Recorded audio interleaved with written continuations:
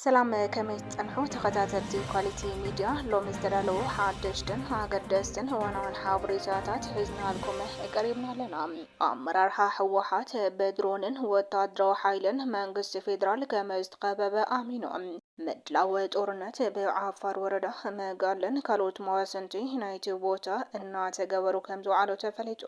መናሰይ ኣይገፈፍናን እክብል ሕወሓት ነቲ ሓቂ ክሕዶም መናሰይ ትግራይ ካብቲ ክልል ንኸይወጡ ጽኑዕ ቁጥጥር ክግበር ተባሂሎም ኣብ ሱዳን ኣብ ዝተፈጸሙ ከበድቲ ገበናት ኢደለዎም ኣብ ዝተዋህሉ ላዕለዎት ሰበስልጣን ብዓለም ለኸ ቤት ፍርዲ ክቐርቡ ተሓቲቱ ዝብሉን ካልኦት ሓደሽቲ ሓበሬታታት ሒዝና قريبنا لنا كسب مودات زينانا لايك شير سبسكرايب بمغوار كتكتاتلو بخبر عديمنا بقدامنت أمرارح حوحات بدرونن وتادرو حايلن منقس فيدرال كما استخبابن بلو موزي كم سانة آمينر لهم بحيلي أب سلطان تقميتو هبل الحزب تقرأي كبيد مكران سقاين نقايد زركب أمرارح حوحات أبز وانزي بخلو أنفت أبز آتوبوم وتادرون بوليتكاون كبابا مخنيات أب كبيد تسفى مقراتن هدنقاتن كم زورقه تفليتو لهم حلافي بيت صحفة حوحات ويزرو فتل ورق قبرز قابير بزهاوتو مقلتو منقس فيدرال هابز حز اوان وتعدراتو بخبيد كونتاتن بصفحاتن اناو الدبم كاب معراب تقراي ناب مبرق تقراي يوافر كامزلو قليسا اتي ودب بسانكي نايت منقس فيدرال مدقعتتات درونن وتعدراوي العلوينتن بمولو از تخبابه كخونن كلوم اتي امرارحا انهاد مولون انملطولن قداد سينا لنا أب زبل كبيده ጭንቀት ውሽጢ ከም ዝኣተወ ካብቲ መግለጺ ምርዳእ ይከኣል በተወሳኺውን መንግስቲ ኣሜሪካ ኣብ ልዕሊ ጽንፈኛታት ዝበሎም ኣመራርሓ ሕወሓት ዘንበሮ እገዳ ቪዛ ኣመልኪታ እቲ ሓላፊት ኣመራርሓ ሕወሓት ናብ ኣዲስ ኣበባ ኾነም ካብ ኢትዮጵያ ወጻኢ ናይ ምጉዓዝ ድሌት የብሉን ክትብል ገሊጻ ድሌት ብምስኣን ዘይኮነስ ብሰንኪ እቲ እገዳ ቪዛ መእተውን መውፅእን ብምስኣኖም ዓለምን ኩሉ ኣካልን ጸላይ ኮይንና ብዝበል ፍርሒ ምዃኑ ተረጋግጸሎም እዚ ናይቲ ሓላፊት መግለጺ እቲ ጉጅለም በሰንኪ መንግስቲ ፌደራል ወታደራዊ ጥቅጥን ዓለምለኻዊ ማዕቀባትን መውፅኢ ናብ ዝሰኣነሉ ናይ ፖለቲካን ወታደራውን መንቆራቁር ከም ዝኣተወም ዘርኢ ምዃኑ ይግለጽ ኣሎ።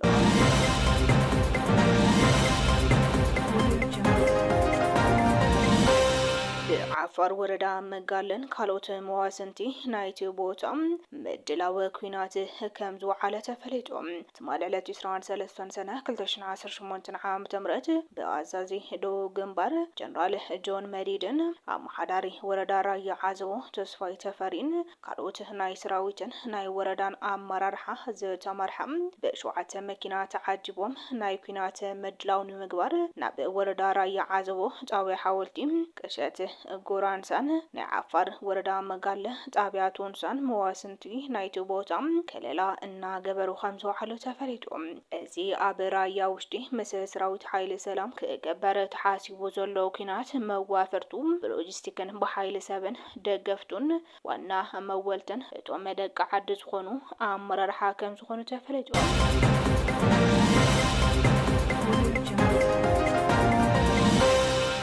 زي أجففنا نكتبل وجرو فتلور قبرز قابير تزاريوا ودب حوحات من عسي جفف اللوزبلو نحاسوت ورتات نكبرن بحرن حوحات أي جلت أنا كتبل حلفيت بيت صحبة حوحات وجرو فتلور قبرز قابير تزاريوا أثبت جراين ودب حوحات من تسلام كبل زي تفلالي بوليتكون سلمون قارستات إن كايدو خمس مجوه بمجلس حزون تلالي زلو دمنا وكنات نمترافن نمكاتن أو حدك نعسل هي جباء كتب الجليد قبل على حزب تجري كينات نخولع دقاقيمهم زي محجون زلو قبل تجري كحدهم زخرو تجارو خمس خونن زوم تجارو أب جزيهم محدار كيف موز حاسوت أفات حزب تجري سلازي يكون الأم حزون نعون مفزعم نأتي دنبه كحدتهم زخنا سرعات بالجنم قبل على حزب تجري كينات نكخفت يمحجون خمس زلو جليد بتوسخون زوم علامان مات ማእከልን ዘይብሎም ተወላወልቲ ኣካላት ዝመርሕዎ ብዘይፍላጡ ኣብ ዘይመስመሩ ዝምወል ዘሎ መንእሰይ ትግራይ ናብ ዓዱን ህዝቡን ሰላማዊ ናብርኡ ክነብርን ክመርሕን ፀዊሓላ ኣብ መወዳእታ ኩሎም ዓቕምታት ምኽተ ትግራይ ኣብ ጽቡቕ ብርኪ ከም ዝርከቡ በማሕባር በዚ መሰረት እውን ኣብ ውሽጥን ወፃእን ዘሎ ህዝቢ ትግራይ ከምቲ ኣብ ሕሉፍ ዝገበሮ ድሙቕን መሪርን ቃልሲ ሕዚ እውን ብምድጋም ህዝቢ ትግራይ ኣትይዎ ካብ ዘሎ መጻብቦ ንምውፃእ ኣብ ሓደ ዓሲልና ክንቃለስ ይግባእ ክትብል መልእኽቲ ሓሊፋላ። ስለዚ ዝግፋ ዝበሃል ነገር ኮነ ተባሂሉ እቲ ኣብ ትግራይ ዝካየድ ዘሎ ቃልሲ ዘይመልክዑ ብምሓዝ ፀለሎ ብምልካይ ካሊእ ራዕድን ሽበራን ኣብ ትግራይ ንምፍጣር ተገበረ ወፍሪ ናይ ጸላእቲ ትክክል ኣይኮነን። ሕወሓት ቀደም ገፊፎ ይፈልጥ ሎማ ይገፍፍ የእሚኑ እዩ ዘጋድ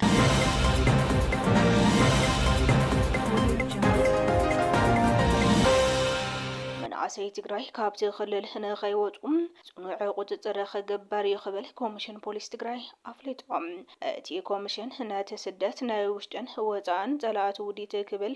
ዝገለጹ ኮይኑ ማሕበረሰብ ዓለም ግን ምስቲ ዝካየድ ዘሎ ኣገዳዲ ወታደራዊ ግፋሕ ከም ዝተኣሳሰሩ ይገልጹ ኣለዉ። መንእሰይ ትግራይ ክልሎም ራሕሪሖም ንኸይስደዱን ንኸይመዛበሉን ጽኑዕ ቁፅፅር ምግባር ኣገዳሲ ብምዃኑ ኣብ ዙርያኡ ሰፋሕቲ ስራሕቲ ይስራሕ ከም ዘሎ ኮሚሽን ፖሊስ ክልል ትግራይ ኣፍሊጦም። ኣብ ቀረባ ከም ሓድሽ ኣብ ዝተጣየሸን ናይ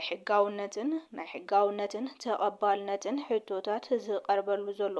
ኣብ ቀረባ ኮሚሽነር ፖሊስ ክልል ኮይኖም ዝተመደቡ ይሕደጎ ስዩም ከም ዝገለጽዎ እቲ መንእሰይ ትውልድ ክልሉ ራሕሪሑ ዝወፅእ ዘሎ ብባዕሉ ፍቃድ ዘይኮነስ ናይ ውሽጥን ናይ ወፃኢ ጸላእትን ብዝበልዎ ኣካላት ዝተደገሰ ውዲት ምዃኑ ገሊጾም። እቶም ጸላእቲ ንህዝቢ ትግራይ ንምርዓድ ብምሕሳብ ኩናት ክለዓልዩ ዝብል ናይ ሓሶት ወረታት ብምንዛሕ እቲ መንእሰይ ካብ ሃገሩ ንኽወፅእን ንዘይሕጋዊ ስደት ንኽቃላዕን ገይሮም ኣለዉ። ነዚ ውዲት እዚ ጽኑዕ ምክትታል ብምግባር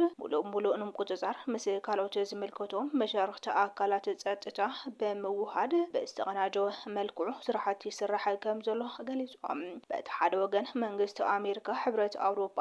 ማዕኸናት ዜናን ሓያላት ኣህጉራዊ ትካላት ሰብኣዊ መሰላትን ነቲ ንስደት መንእሰይ ምክንያት ዝኸውን ዘሎ ኣገዳዲ ወታደራዊ ግፍዕ ብወግዒ ብምውጋዝ ጠጠው ንኽብል ፃውዒት የቕርቡ ኣለዎም። ይኹን እምበር በቲ ብዶክተር ደብረጽዮን ዝምራሕ ክልላዊ መንግስቲ ኢሉ ዝፅውዕን ኣካል ዝፍጸም ዘሎ ኣገዳዲ ግፍዕ ብጭንብል ዝተሓገዘ ኮይኑ ብዝኸረረ መልክዑ ይቕፅል ከም ዘሎ ፀብጻባት የመላኽቱ። ገጾም ዝተሸፈኑ ዕጡቃት እቲ ናይ ግዳጅ ግፍዕ የካይዱ ከም ዘለውን ኣብ ብዙሓት ቦታታት ማለት እውን ኣብ ሆቴላት ኣብ ቤተ ክርስቲያንን ኣብ ዝተፈላለዩ ናይ መዘናግዒ ቦታታት እቲ ግፍዕ ተጠናኺሩ ይቕፅል ኣሎ። እዚ ኩነታት እዚ መዓልታዊ ኣብ ማሕበራዊ መርበባትን ስሩዓት ማዕኸናት ዜናን ብሰፊሑ ብዝዘርግሑ ዘለዉ ተንቀሳቐስቲ ምስልታት ዝተረጋገፀ ሓቂ እዩ።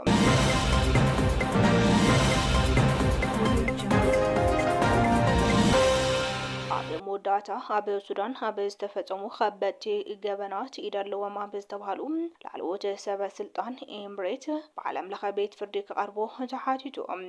ዓለም ለኻዊ ጥምረት ትካል ሰብኣዊ መሰላት ሕግን እቶም ሰበስልጣን ኣብ ክልል ዳርፉር ንዝተፈጸሙ ዘስካሕክሑ ገበናት ባይታ ብምጥጣሕን ብምትውዋዕን ብምኽሳስ ምርመራ ክኽፈት ሓቲቶም። ሓደ ዓለም ለኻዊ ጥምረት ትካላት ሰብኣዊ መሰላት ሕግን ኣብ ሱዳን ክልል ዳርፉር ኣብ ዝተወልዐ ግጭት ንዝተፈጸሙ ዘስካሕክሑ ገበናት ባይታ ብምጥጣሕ ተሳትፎ ኣለዎም ኣብ ዝተባሃሉ ናይ ኢትዮጵያ ሓዊሱ ንሓያላት ሃገራት ላዕለዎት ሰበስልጣን ብዓለም ለኻዊ ቤት ፍርዲ ገበነኛታት ምርመራ ንኸካይድ ብወግዒ ሓቲቱ። ብመሰረት ማዕኸን ዜና ሚድል ኢስት ዘርግሖ ፀብጻብ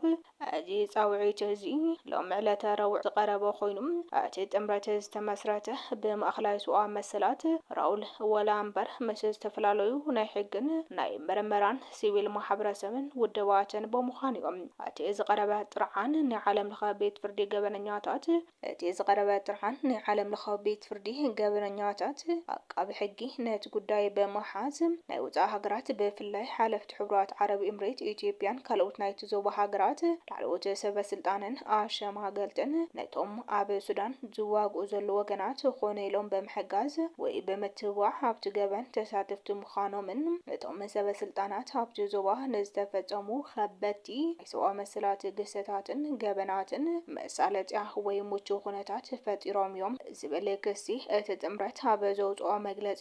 ንዓለም ለኻዊ ቤት ፍርዲ ገበነኛታት ኣብ ዘቕረቦ ፃውዒት ከም ዝኽብል ኣስሚሩ ኣሎ። እቶም ኣብ ውሽጢ ሱዳን ዘስካሕክሕ ገበን ዝፍፅሙ ዘለዉ ተዋጋእቲ ወገናት ጥራሕ ዘይኮነስ ካብ ወፃኢ ኮይኖም ኩናት ዘንሃሩ ገንዘብን ኣፅዋርን ዘቕርቡን ፖለቲካዊ ሽፋን ዝህቡን ላዕለዎት ሰበስልጣን እቲ ዞባን እውን ብሕጊ ክሕተቱ ኣለዎም ኢሎም እቲ ፃውዒት እዚ ኣብ ልዕሊ እቶም ተጠቀስቲ ሃገራትን ሰበስልጣናትን ዓብዪ ዲፕሎማስያውን ሕጋውን ፀቕጢ ክፈጥር ከም ዝኽእል ማዕኸናት ዜና ይእምታ።